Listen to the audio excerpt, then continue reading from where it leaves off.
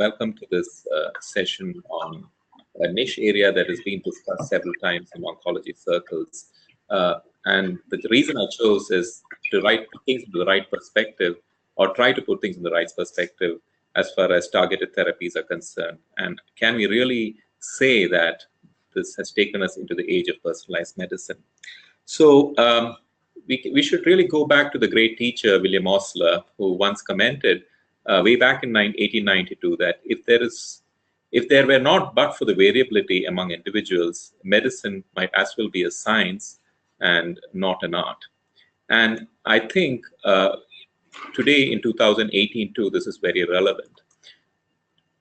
The same great man said that variability is a law of life, and like no two faces are the same, no two bodies are alike, and neither do two individuals react in the same way to an abnormal condition which we call as disease.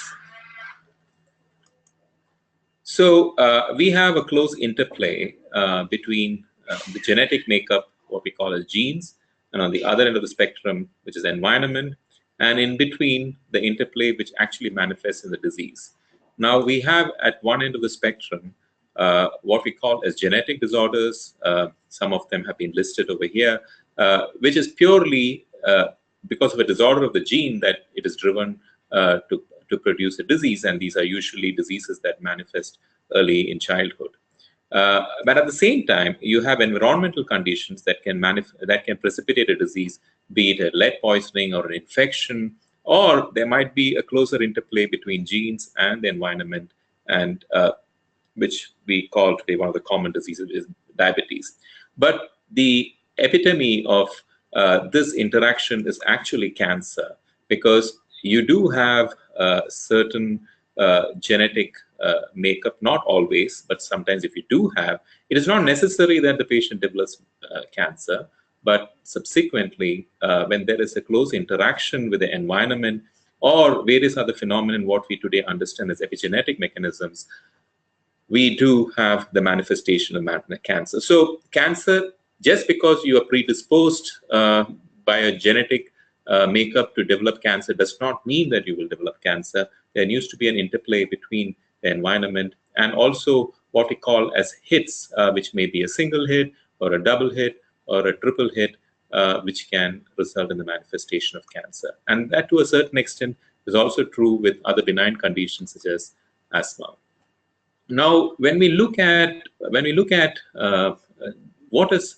what have we achieved in terms of treating several malignancies, this is just a snapshot which we look at with cancer being at the top and several other conditions down the line. This is a little bit of an old analysis, but I don't think it has changed too much in the last decade or so. When we look at most of the time, treatment of any disease is using a chemical agent, what we call as drugs, to make an alterations or even for that matter cure.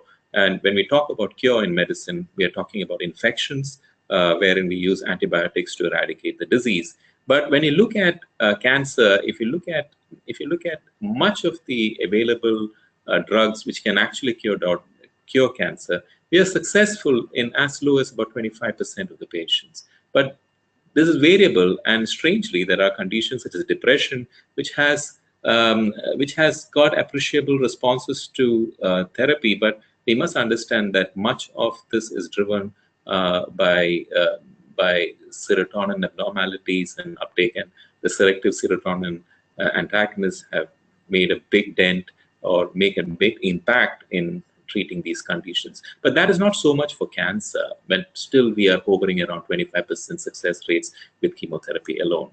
So there is a need for expanding this therapeutic benefit for treating diseases and cancer in particular. And can therefore precision medicine be the answer to achieve this objective of augmenting what we already have? And this is a question that needs to be looked at. But before we look at that question, and with a specific emphasis on cancer, let us go into what understanding cancer is all about. And when we need to understand cancer, you need to understand the cells. And the the cell division, as we call it, and the growth of the body is a very beautifully orchestrated process depending upon need of the body. And there are several signals that order the cell to divide and die. And there is a seamless, structured process that allows for the growth and replacement of these cells.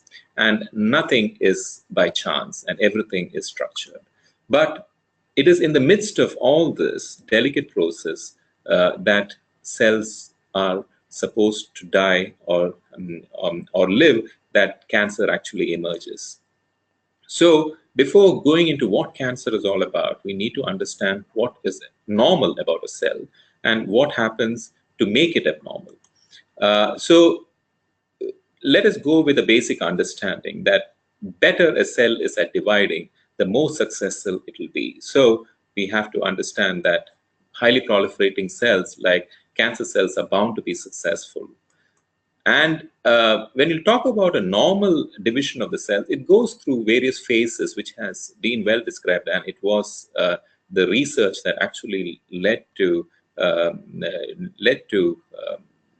the scientists getting the Nobel Prize for describing the cell cycle, wherein you have various phases, and they are all very well defined. And you call it the G1, the synthetic phase, the G2 phase, the mitotic phase, and also a quiescent phase, which we call as a G0 phase. And cancer cells can actually go very quickly out of control. But this happens primarily because in normal cells, there is a very stringent checkpoints when each stage goes into the subsequent phase. That is when you go from G1 to S phase, to G2 phase, and to the mitotic phase. Everything is very, very tightly controlled by genes and molecules, small molecules, so on and so forth. But when there is a disruption of these checkpoints, as we call it, is when we have an uncontrolled proliferation of cells. And so these disruptions can be anywhere at the G1 to S phase, wherein you have mutations that inactivate something what we call the tumor suppressor gene, and then you have mutations that prevent DNA repair from occurring, or you may have mutations that inactivate several of the tumor suppressor genes and actually prevents a tumor from generating. And all these together tend to get into a vicious cycle and eventually resulting in the production of cancer, wherein there is uncontrolled proliferation of cells. So what are the hallmarks of cancer? And this was very beautifully described by Weinberg in his seminal paper in The Cell, which looked at what are the hallmarks of cancer. So we look at a cancer is always as a result of a sustained proliferative signaling that happens. You have the cancer cells have an ability to evade many of the natural suppressive factors that exist in the body. It is sort of immune to the effects of the suppressors, and they have a propensity to actually go beyond their site of growth, and which we call as invasion and spread or metastasis. And then it has got an enabling of a replicative immortality. When you say that, it means that you have a situation where a cell which normally dies in its natural course will not die and continues to be sustaining its own replication and continue to grow without undergoing a natural death. And then you have, along with the cancer cells, the development of several sustaining factors, such as blood supply, which we call as angiogenesis. And these are things that are actually generated by the production of certain factors by the cancer cells itself, which allows for the proliferation of angiogenesis for its own sustenance. And finally, there is this capacity of the cancer cells to actually resist death. Actually, so we can understand that there is a conglomeration of several factors which makes cancer actually very, very durable and allow it to proliferate and manifest as a disease that we see today.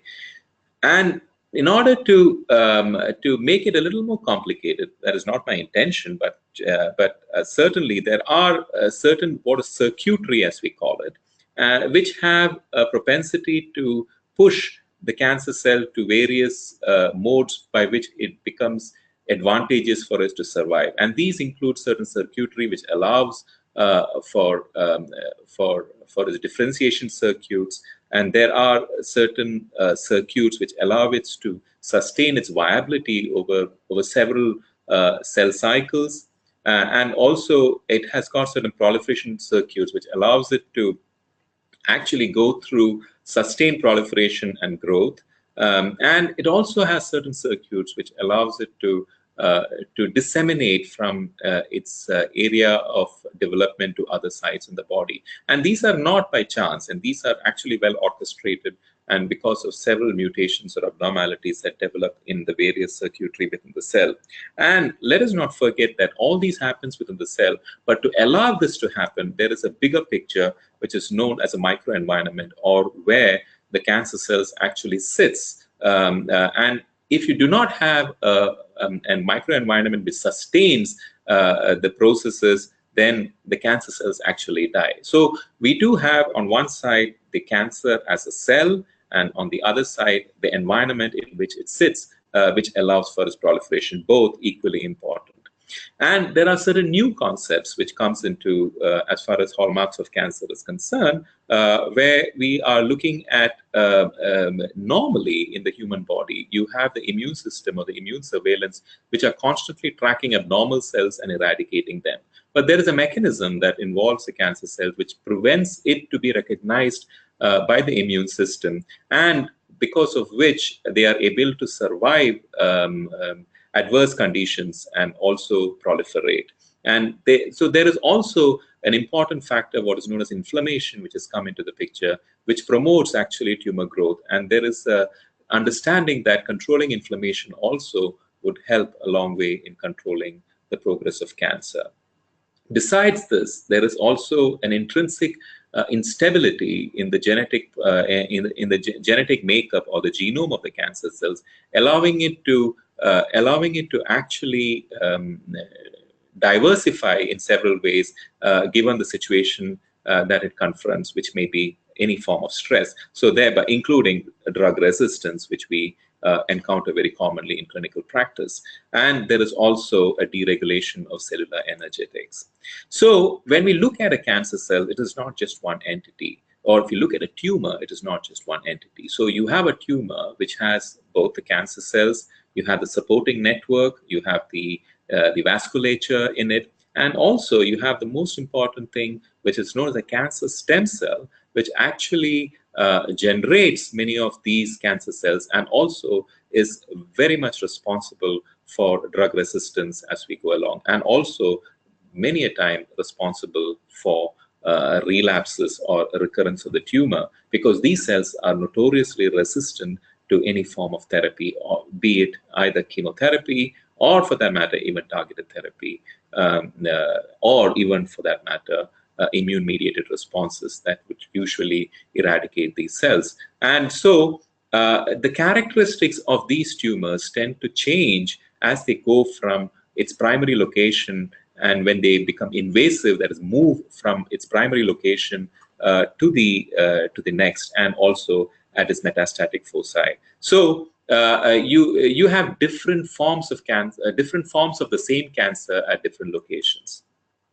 I'll skip that slide.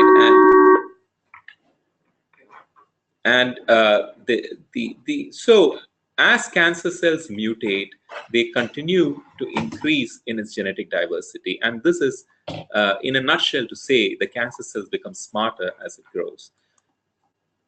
There are various things that actually promote this cancer growth, and these include mutations. But there are certain things that we consider as driver mutations within the and I have used the example of this tree, wherein the trunk is actually the driver mutations, and all the branches are all minor mutations, which may or may not help in the tumor growth or the sustenance of the malignancy.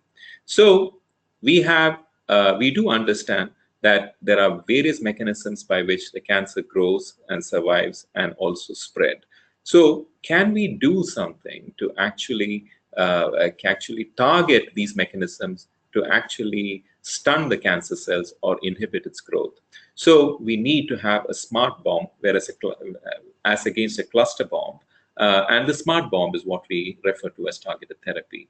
And when we're talking about cluster bombs, what we generally refer to as chemotherapy, where there is because of the proliferative capacity of the cancer cells, they become susceptible to a chemotherapeutic agent and they tend to die. But then at the same time, you can have resistant clones developing over a period of time. So when you go back into history, the first time perhaps when the idea of targeted therapy came into existence was by Sidney Farber from the Dana-Farber Institute.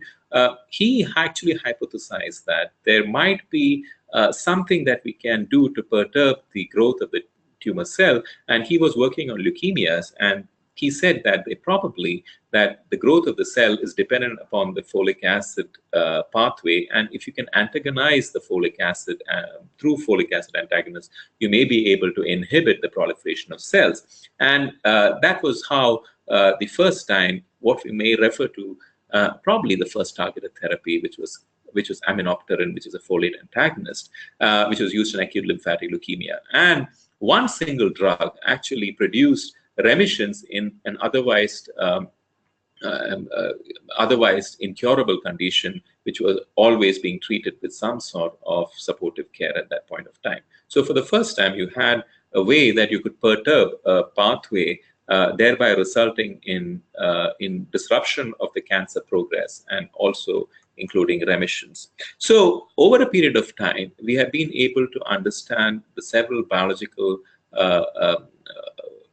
pathways that actually trigger the growth of the plant. And these are not just few, they are innumerable. But understanding these aspects in cancer has also helped. And if you look at it, if you take, for example, the example of breast cancer, we did understand that an effective control of the primary tumor at the time of diagnosis through surgery did have its survival benefits. And then it was also considered that you needed to do extensive surgeries to achieve that. And that was way back in the Halsted era, where when they looked at very, very extensive surgeries. But then subsequently it was understood that we don't need to actually to have such extensive surgeries to have results, but you'd still need to remove the primary tumor. And then we needed to, that was the era of mastectomy and modified radical mastectomy, which again improved the outcomes in these patients. And subsequently, the understanding that breast cancer is not actually a local disease, but more of a systemic disease, led to the advent of use of chemotherapeutic agents to actually take care of some of the micrometastasis or small metastasis that might still persist post-therapy. And by doing so, in the form of giving some sort of an adjuvant chemotherapy, there was a great improvement in outcomes for these patients. Then subsequently, the understanding that there might be certain receptors which may be positive that are dependent on hormone-mediated sustenance led to the understanding that what if we actually block these receptors, we can go in and try to control the disease better. And that led to the emergence of use of anti-estrogen, especially in what we call as the selective estrogen receptor modulators, or SERMs, wherein the first of its generation was actually tamoxifen. And that again resulted in a significant proportion of patients actually improving over and above a standard surgery and chemotherapy. Then came the era of understanding that there might be certain other receptors also which may allow for proliferation of the cells, and by actually blocking these receptors, and we can have a better outcome. And so you will see from the four curves that there has been a significant improvement, and this has actually materialized through understanding what are the pathways and also what are the targets which can be selectively exploited.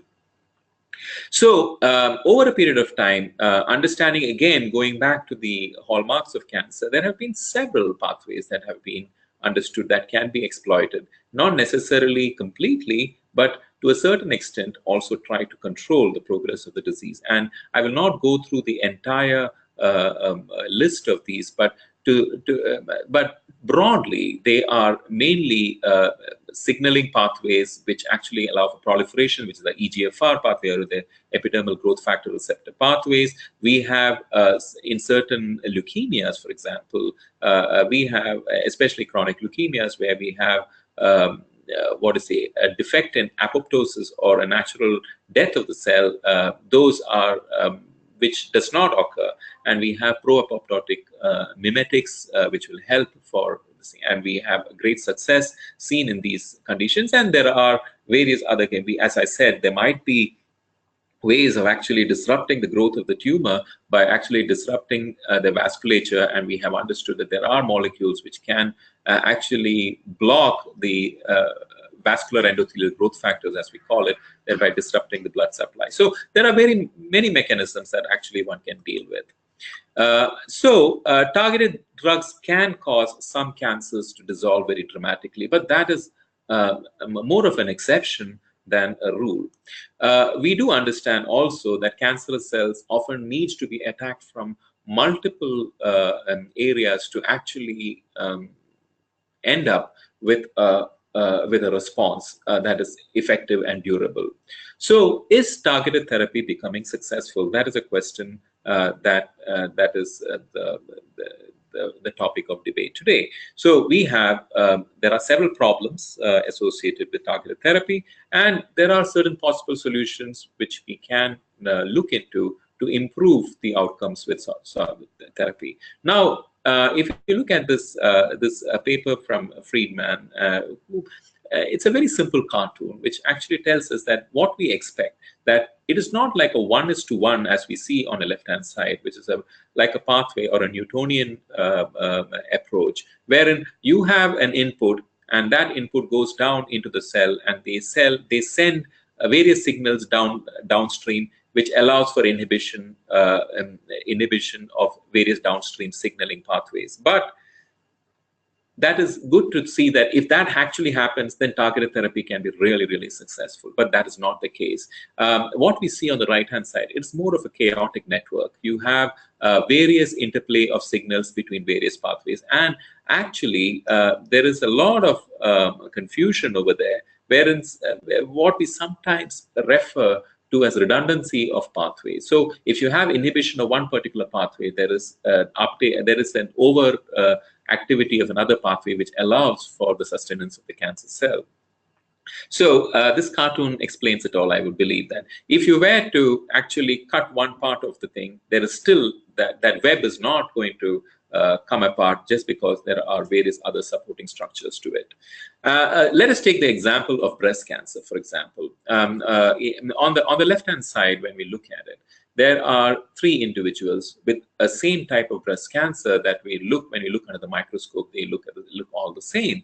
But there are different molecular characteristics for these tumors, which allows them to either be susceptible to a treatment A and not susceptible to a treatment B, or not responsive to any form of treatment. And that is because of the makeup or the molecular makeup of the tumor. So you may not pick up anything on morphology. Similarly, if you were to look at one patient and who has a spread of the disease from a primary, in this case, a breast cancer, to the liver or to any other site, if you were to sample the tumor from the primary site as against the metastatic site, you are likely to encounter a heterogeneity over there, wherein the characteristics of the primary may not be reflected in the secondary, or the secondary may have an entirely different mutation picture, which allows it to be more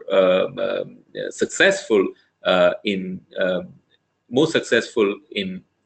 surviving. And similarly, let alone these metastatic disease, if you were to look at sometimes into tumor itself, you have heterogeneity within the tumor. And you can have, if you sample a tumor from a point A as against a point B, you're likely to encounter different problems. Then there is also what we call as a functional heterogeneity of these tumors. So many a time you have the usual tumors, they go in through successive cell cycles, and they tend to die off over a period of time. There are also certain tumors that would continue to sustain but become susceptible to chemotherapy and then they die. But then there, as I told you in one of my earlier discussion, in my earlier slides, about the presence of the leukemia stem cell, for example, or what we call the tumor initiating cell. And these can continue to remain dormant within a tumor. And while much of the other tumor is susceptible to the particular treatment, they continue to remain dormant, and they are the ones that are responsible for metastasis and relapse. So if you will look at it, unless you can actually eradicate these tumor initiating cells or the leukemia stem cells, you're unlikely to be successful, whether it be chemotherapy or whether it be giving some form of targeted therapy. And again, we need to understand the molecular aspects, which can be quite difficult at a period of time. And on the last part, where we have functional heterogeneity, where metastatic tumor, the primary tumor, will have lymphovascular dissemination, you can have them going into a dormant state, or you can have them going into a macrometastatic state, wherein you have an extensive spread, or for that matter, they may die, or be it with either spontaneously or because of chemotherapy. So you have various populations of cells within a particular tumor. So you can understand from the slide how heterogeneous cancer can be.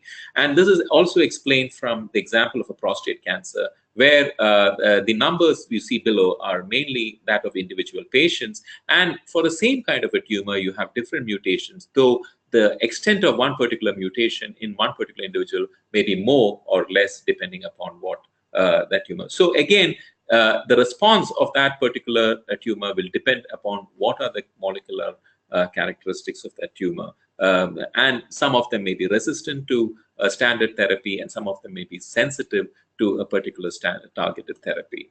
So cancer is more complex than that can ever be thought. And a systemic analysis of, for example, a genetic alteration in human breast cancer revealed almost 13,000 genes which are analyzed, and on an average 90 mutated genes were seen per case. So it is even on a case-to-case basis, you can have heterogeneity. So if you know the target, and there is only one target that you can be specific. If you don't really know, or it is really a big target, a larger weapon may be needed to take care of the disease. So there are different models that emerge. So one of the characteristics is what we see in lung cancer, which can be used as an example, and what we call as oncogenic addiction, which is when we look at the epidermal growth factor receptor mutated genes, which we see in non-small cell lung cancers, chronic myeloid leukemia, and also specific oncogenic addictions that we see in chronic myeloid leukemia, which we will discuss subsequently. So basically, the tumor with a more complex genetic makeup, you need to decipher relative importance of one particular pathway, whether it's addicted to one particular pathway, or and also the importance of drug combinations. So let us take the example of the epidermal growth factor receptor. So these are actually surface receptors which on being stimulated by epidermal growth factors tend to send up downstream signaling pathways which allow proliferation of cells, mainly proliferation of cells. And the EGFR activation can actually have several activities downstream, which include survival, it includes cell proliferation, it includes metastasis, angiogenesis, and dedifferentiation, all the characteristics of the hallmarks of cancer. So we have, what if we were to block the activity of this EGFR receptor? It is simpler than it's said. And there were molecules developed to actually block the activity. And I will just go back to some of the basic molecules that were, and there have been a huge number of other molecules which have come in subsequently, but mainly gefitinib and erlotinib. and the EGFR receptor antibodies, which are cetuximab and panitumumab.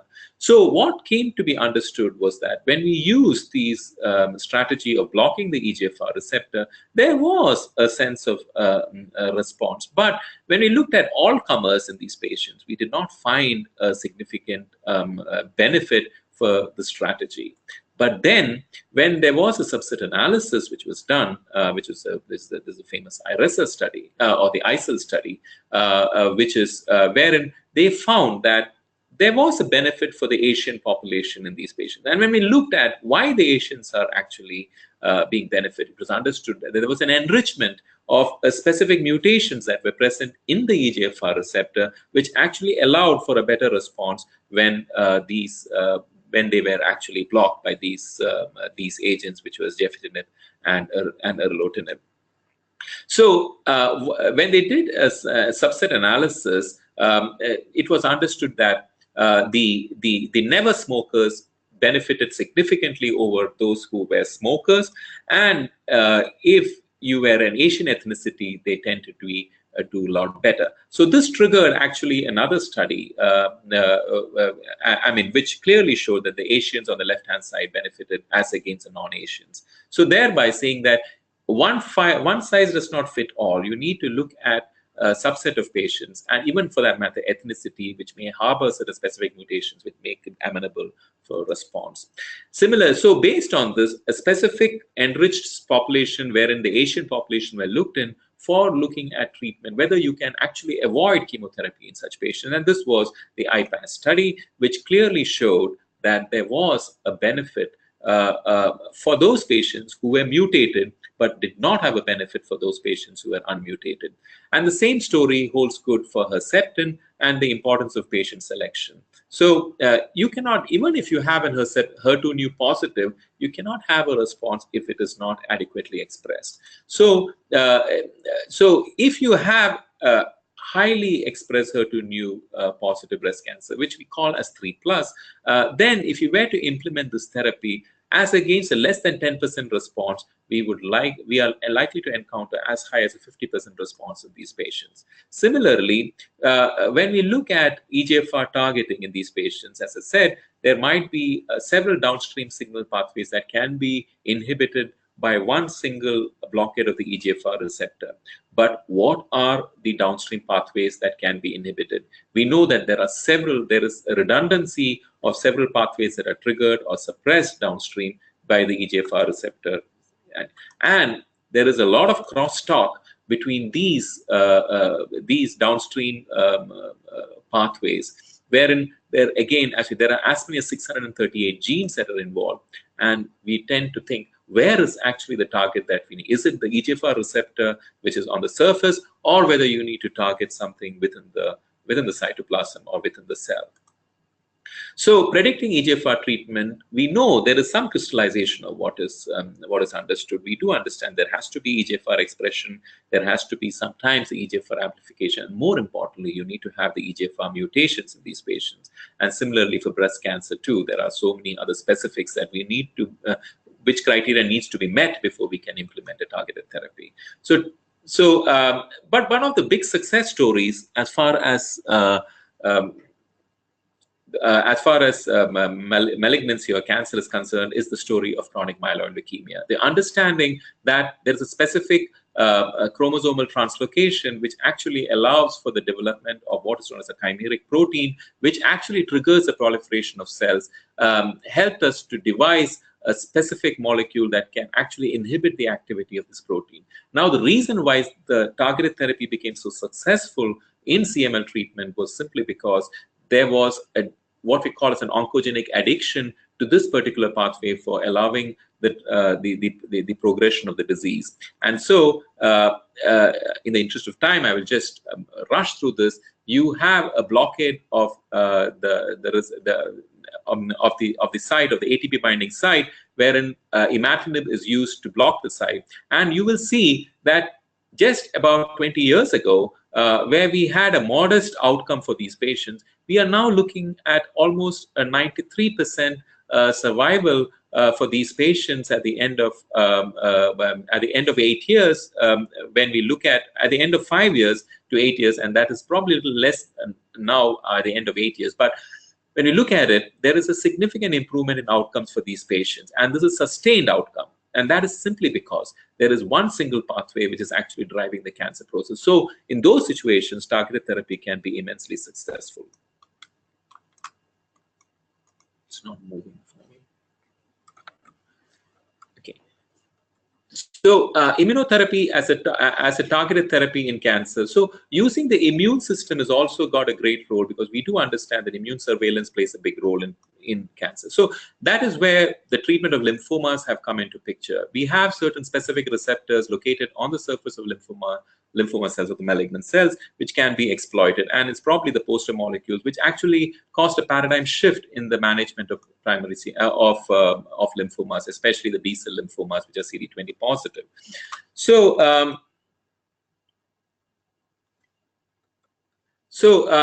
we have many multi-targeted tyrosine kinase inhibitors today, which can actually take care of several. But we need to understand what is the pathway that needs to be targeted.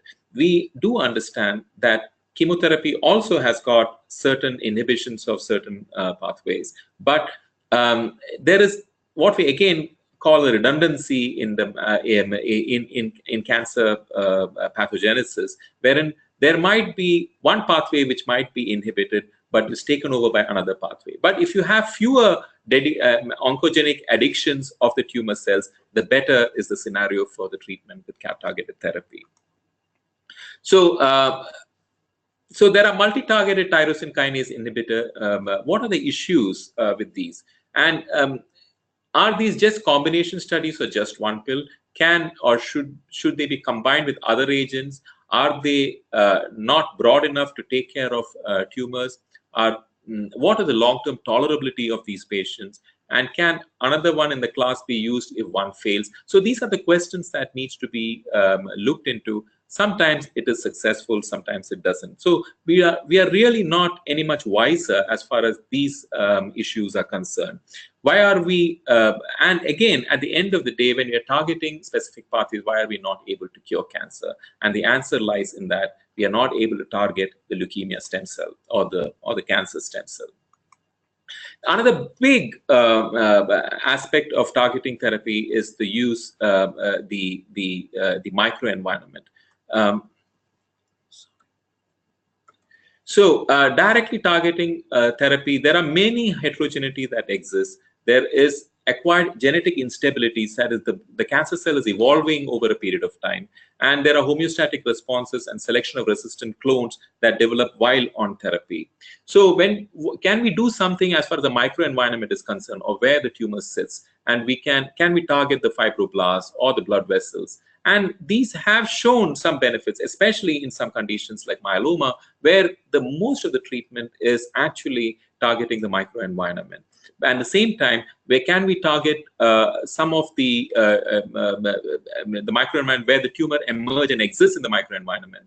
But we do have a lack of understanding about tumor microenvironment, and there are limitations in many existing cancer models. And the lack of tumor microenvironment, the major limitation of many cancer models, is actually why we cannot exploit it as effectively as we can sometimes as far as mutations are concerned. So one of the key areas which has been looked in is to look at targeting angiogenesis, or depriving the tumor cells of its vasculature, of its energy supply. So there have been several malignancies which actually trigger their own vasculature, and we know that there are what are known as vascular endothelial growth factors, which actually allow for the rapid proliferation of these tumors. So why not try and actually block these vessels? And we know that there are several environmental factors which hypoxia, such as induced by the tumor, which actually trigger certain emergence of certain molecules or factors which allow for tumor growth. And there are several genes also implicated in tumor. So when we are able to use certain factors, be it a small molecule, or be it for the matter monoclonal antibodies, to actually block the angiogenesis, we are able to get some control over the disease, but it is never a sustainable or a durable control. But we can use it in combination with other molecules.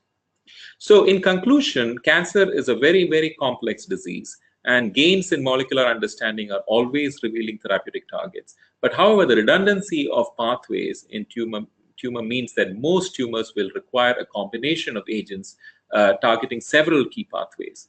And a tumor comprises the cancer cells plus a dynamic, rich trauma, what we call as a microenvironment. And it is important to also target both the tumor and the microenvironment for a synergistic response. So in conclusion, I would say that there have been numerous challenges persisting that needs to be surpassed before delivering personalized therapy. And these include tumor heterogeneity, costs and potential morbidity of multiple biopsies that we need to do to actually delineate these tumors, the lack of effective drugs against most genomic aberrations, and technical limitations of the molecular tests. We think that most of the molecular tests are actually as a 1:1 basis, but many a time it is not. And realistically, the notion that targeted therapy is the answer for future and the way to go for personalized cancer therapy must be tempered with realistic expectations. And the fact remains that even today, the strategy pays dividends in terms of increased survival advantage is only a portion and is relevant to only a subset of patients. Thank you. Thank you, sir.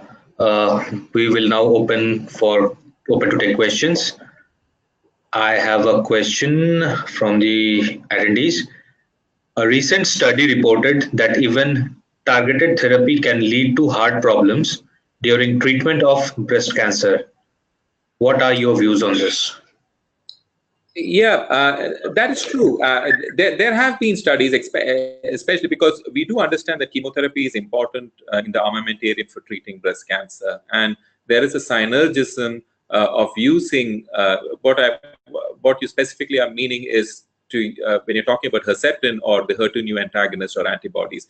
Yes, there is a suggestion that there can be a decline in the cardiac function, but it doesn't happen always. It needs to be monitored, and there are specific guidelines which tells us when to stop and when to proceed with the continued therapy. It is relevant when you ask me that there might be some cardiac, but it doesn't happen in everybody. And the utility and the advantage of the combination of Herceptin or the HER2/neu antibody along with chemotherapy is far greater than what may be perceived as a side effect. But yes, you're right. We need to use it judiciously, monitor it carefully, rather than just prescribe it indiscriminately to patients. Right. So the next question, is it true that chemotherapy can encourage cancer growth? That yes, I can answer that in two ways. Yeah, while chemotherapy can cure several cancers, definitely, especially in hematological malignancies and some of the other solid tumors, there are certain chemotherapeutic agents that can rarely, very rarely, induce certain abnormalities or mutations in an individual. But that is less than 5% or even less than 3%, depending upon the dose, etc., that is used. Again, I would fall back on the benefits that one can achieve with chemotherapy. You are right when you say there is. If you ask me whether there is a possibility, the answer is yes. But how frequently does it occur? It is rather rare. But when we do encounter, this happens with certain specific chemotherapeutic agents, especially when they're used for a long period of time, which can induce certain what we call as second malignancies in some patients. And this is particularly true when we talk about hematological malignancy. So we can have a patient who has been effectively treated for solid tumors with a known strategy of chemotherapy, but may end up with a leukemia, say 10 years down the line. But these are actually few and far in between. So the benefits of the treatment far outweighs actually these small exceptions that are bound to happen. We move on to the next question. That is targeted therapy by far the best treatment for cancer? Yes and no. Yes, if it is used in the relevant circumstances or the relevant patient, wherein you have identified specific targets which are going to be perturbed by a targeted agent. But if you were to use it in general, like you would specific chemotherapeutic agents for specific disease, then we are likely to encounter failure. So it has to be judiciously understood judiciously used after understanding what the tumor is all about, and it should not be used. One size does not fit all. So we cannot use targeted therapy for all patients. Like I said for example, if you want to use targeted therapy in lung cancer, they have to fit certain criteria. You should have certain specific mutations where it can be used. Similarly, if you want to use Herceptin in breast cancer, you must have the target that can on the tumor, which can be exploited for better results. Okay, we move on to the next one. Is there any new modality in development stage for the treatment of cancer? Yes, there are several ways. As I said, there are several mechanisms by which cancer develops. So every mechanism is a potential target. So when we have evolved from using chemotherapy for all patients to actually using monoclonal antibodies to all these patients, and now the era is that of understanding or actually reawakening the immune system to actually do the job that it is supposed to do, because many a time cancer cells have an incredible capacity to escape the immune surveillance, or they sort of numb the immune system to not do the job that they are supposed to do. So we have developed very promising molecules which can actually block the activity because of certain receptors present on the tumor cells, wherein you can reawaken the immune system to do the job that they can. But at the same time, I would say that it cannot be used in isolation. It needs to be used in combination with other agents. So yes, there are several, and then we have, especially in hematological malignancies, we have the use of the chimeric antigen receptor T cells, wherein we are actually genetically engineering. You're engineering your T cells of the patients itself to actually proliferate and have its anti-tumor effect, and that is gaining wider acceptance over the past 3-4 years, and probably may become an important modality, say about 5 years down the line, to deal with several hematological malignancies. Next question. Can busting immunity would serve as better treatment for cancer? I didn't get the question. It says, can busting immunity would serve as better treatment for cancer? I don't know how busting immunity can do that, because the immune system is important in control of a cancer. But having said that, it is not always true for all cancers.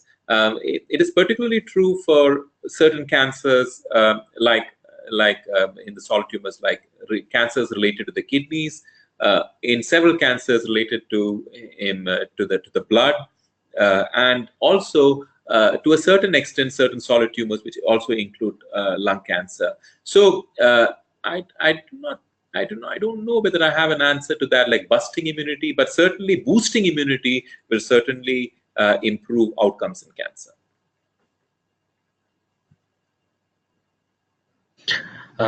Next question. Do you think the clinical benefit offered by targeted therapies offset the cost? Is the cost benefit ratio favorable? Yeah, that's a burning question that is being discussed in several fora, whether targeted therapy can improve outcomes. Um, for a time, it can. But we do understand that sustained, or what we call as durable responses, are few and far in between. And some of the exceptions are some of the hematological malignancies again. But um, uh, wherein you have huge benefits. But when you look at solid tumors, for example, you can get benefits or profound benefits for a certain period of time.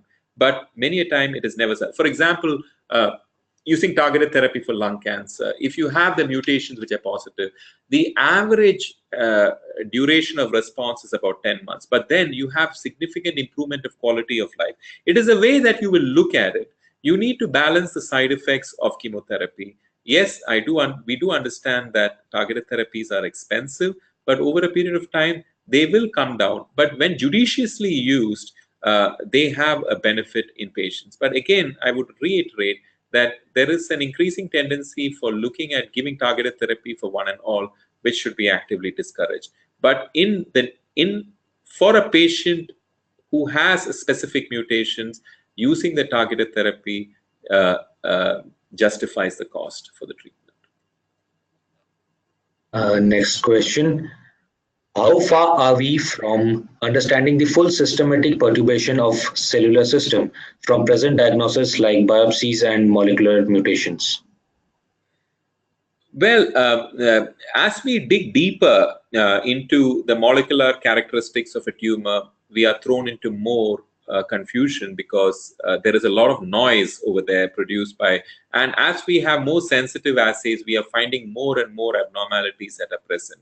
Now, the biggest challenge is to understand what are the abnormalities that are relevant, which may be targeted. Now, this is an evolving science. We do understand that there are several abnormalities that are present in it. But to actually sift through all this is actually going to be the challenge. And I dare say that only what we have is at the tip of the iceberg.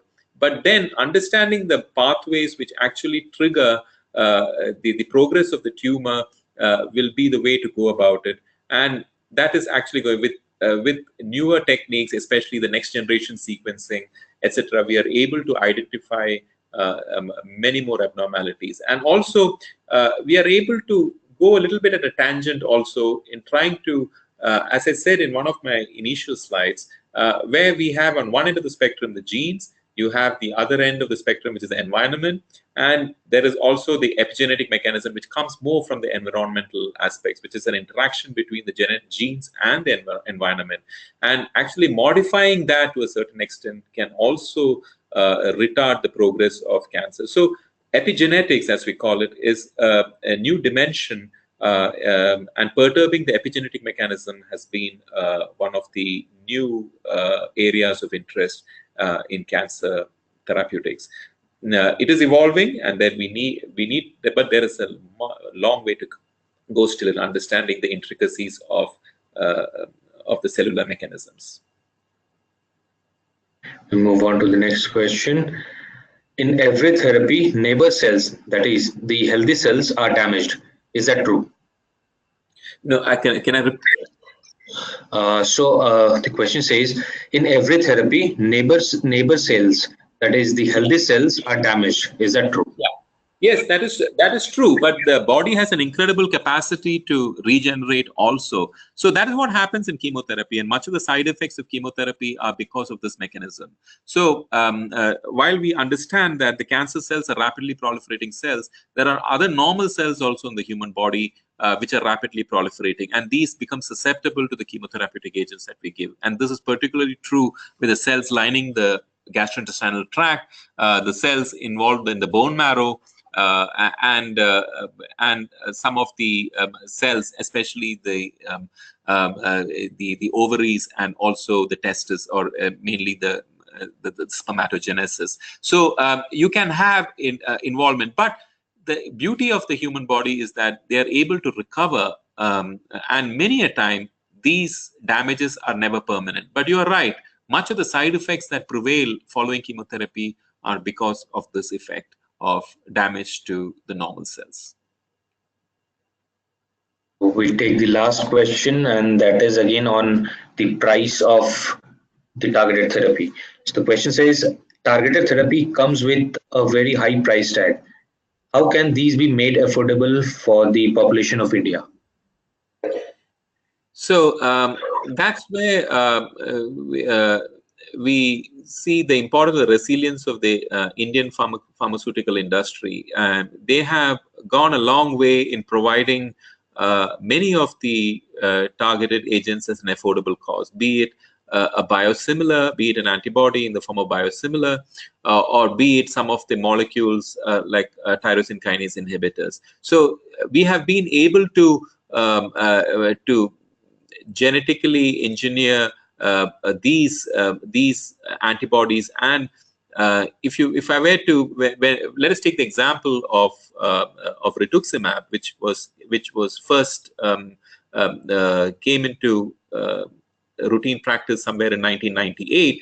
It was practically impossible for us to implement rituximab for most patients, and it was incredibly expensive. But 15 years down the line, some of our companies, they came in with the monoclonal antibody, and today, as against only less than 5% of patients who actually could make use of these drugs, we are looking at almost 80% of the patients who come into our clinic today who can take the benefits of these drugs. So it is becoming more widely available. The costs have gone down because of the local production by in the form of generics and biosimilars that are available, and this has really helped us to deliver treatment to patients who really require it in a more